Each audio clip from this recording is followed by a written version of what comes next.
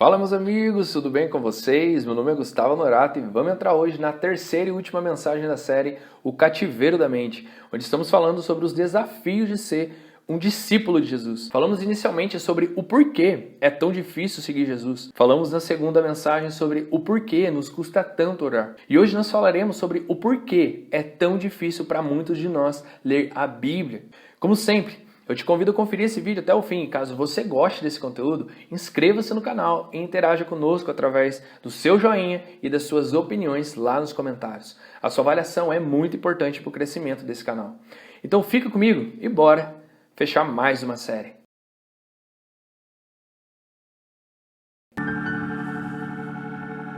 Na segunda carta de Paulo direcionada a Timóteo, eu vou ler o capítulo 3, os versos 14 ao 17, está escrito: Quanto a você, porém, permaneça nas escrituras que aprendeu e das quais tem convicção, pois você sabe de quem o aprendeu. Porque desde de criança você conhece as sagradas letras, que são capazes de torná-lo sábio para a salvação mediante a fé em Cristo Jesus. Toda a escritura é inspirada por Deus e útil para o ensino, para a repreensão, para a correção e para a instrução na justiça, para que o homem de Deus seja apto, em algumas traduções seja perfeito e plenamente preparado para toda boa obra.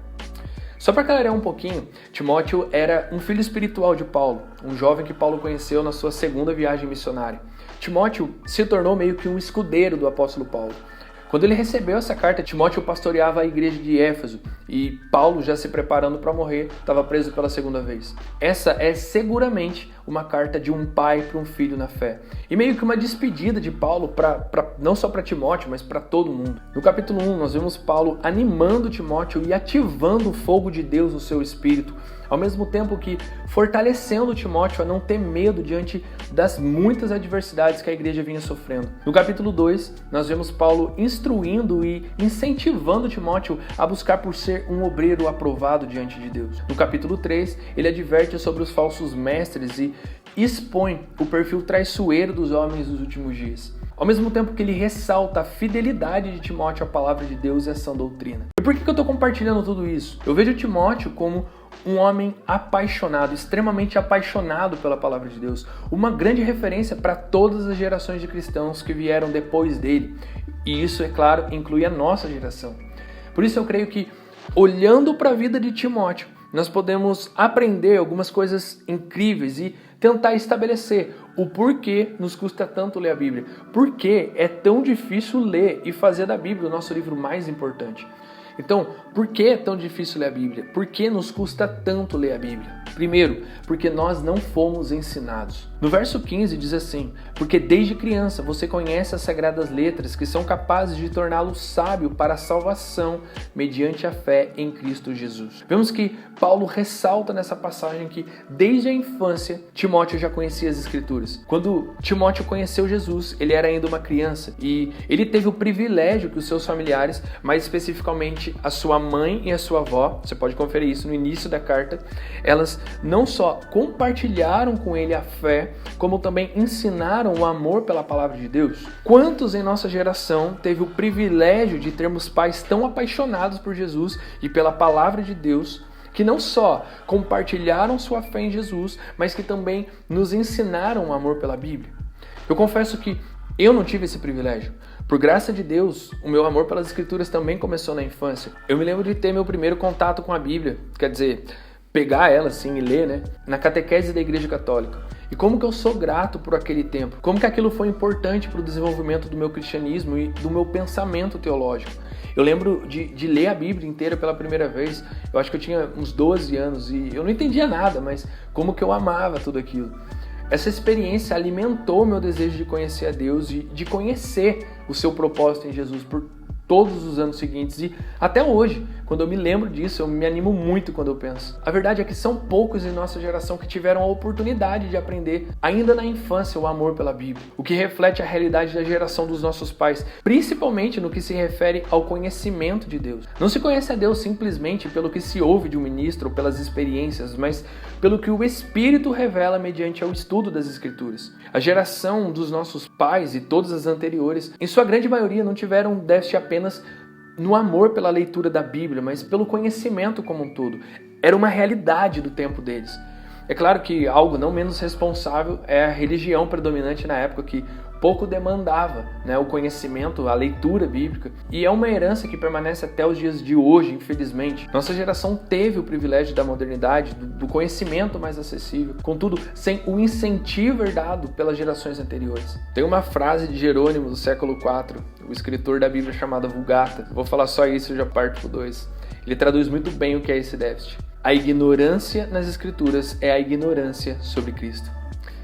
Número 2. Por que é tão difícil ler a Bíblia? Porque somos mais chegados às experiências do que às disciplinas. Nós vimos no verso 15 que Timóteo aprendeu a ter comunhão com as Escrituras. Ele aprendeu a disciplina e o hábito de ler a Bíblia. Não há nada de errado em você crer no sobrenatural de Deus, no extraordinário de um Deus vivo e poderoso que nos presenteia com grandes e profundas experiências.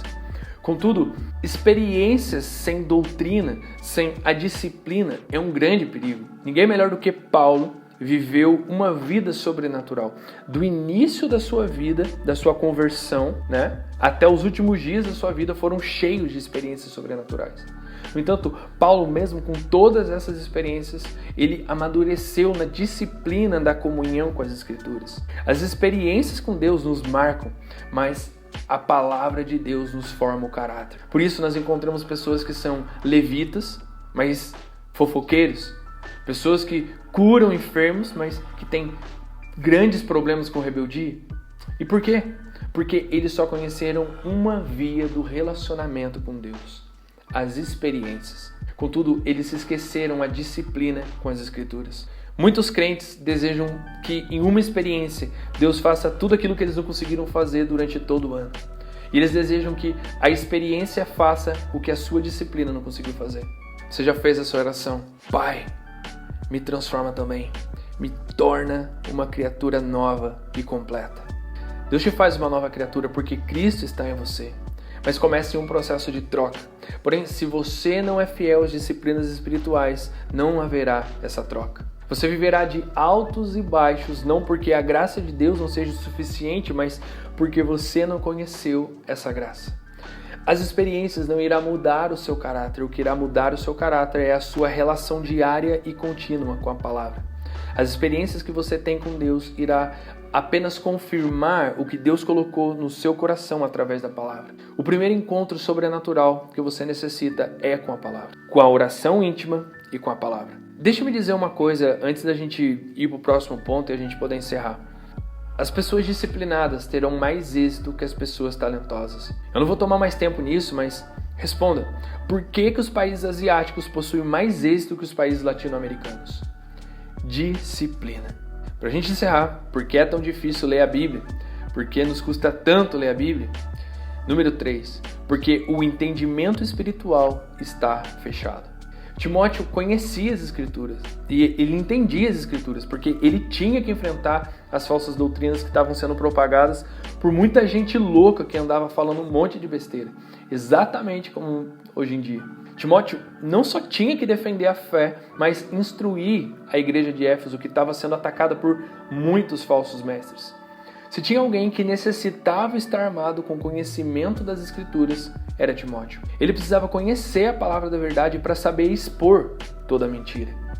Por que as pessoas não entendem a Bíblia? 1 Coríntios, no capítulo 2, eu vou ler o verso 14, diz assim: Ora, o homem natural não compreende as coisas do Espírito de Deus, porque lhes parecem loucura, e ele não pode entendê-las porque elas são discernidas espiritualmente. Então, quem são as pessoas que não conseguem entender as coisas espirituais? Aquelas que não nasceram de novo. E quem não nasceu de novo não pode entender a Bíblia. Quando você nasce de novo, agora o seu espírito está vivo. Então, a palavra da verdade agora não te soa loucura, mas ela entra no seu entendimento por meio do seu espírito, que pega essa palavra e a converte em vida. 1 Coríntios, no capítulo 1, diz que a palavra da cruz é loucura. Para quem que ela é loucura? Para quem não nasceu de novo.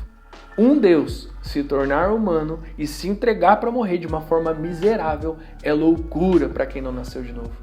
Porém, se você já nasceu de novo, o Evangelho de Jesus Cristo é poder de Deus. Se você é nascido de novo em Cristo, você necessita abraçar a responsabilidade de tornar a Bíblia um hábito na sua vida.